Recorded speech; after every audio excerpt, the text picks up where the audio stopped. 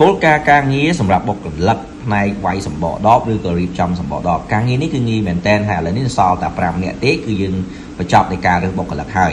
ការងារនេះយើងធ្វើការពីថ្ងៃច័ន្ទរហូតដល់ថ្ងៃសៅរ៍ថ្ងៃអាទិត្យយើងសម្រាប់បុណ្យជាតិធំយើងសម្រាប់ដូចជាចូលឆ្នាំខ្មែរចូលឆ្នាំចិនជុំបិណ្ឌអីចឹងទៅសម្រាប់ម៉ោងធ្វើការយើងចូលពីម៉ោងពេលព្រឹកចូលពីម៉ោង 6:50 ចេញម៉ោង 10:50 សម្រាប់ហូបបាយម៉ោង 11:50 ចូលមកវិញម៉ោង 4 ល្ងាចម៉ោង 4:30 យើងសម្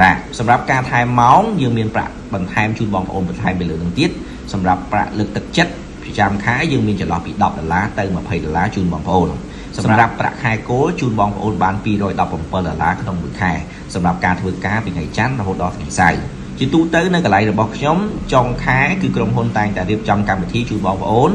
ដោយការរៀបចំនេះគឺក្រុមហ៊ុនរៀបចំជូនជាការកំសាន្តហូបចុកជុំគ្នាសម្រាប់បងប្អូនដែលចង់ដាក់ពាក្យត្រូវតែមានឯកសារយោងដែលក្រុមហ៊ុនតម្រូវមានដូចជាអត្តសញ្ញាណប័ណ្ណសៀវភៅគ្រួសារនិងសម្បត្តិកំណើតមានមួយណាក៏បានដែរអញ្ចឹងប្រញាប់ឡើងនៅសល់5នាក់ទៀតបងអាចដាក់ពាក្យក្នុងពេលនេះបានអរគុណ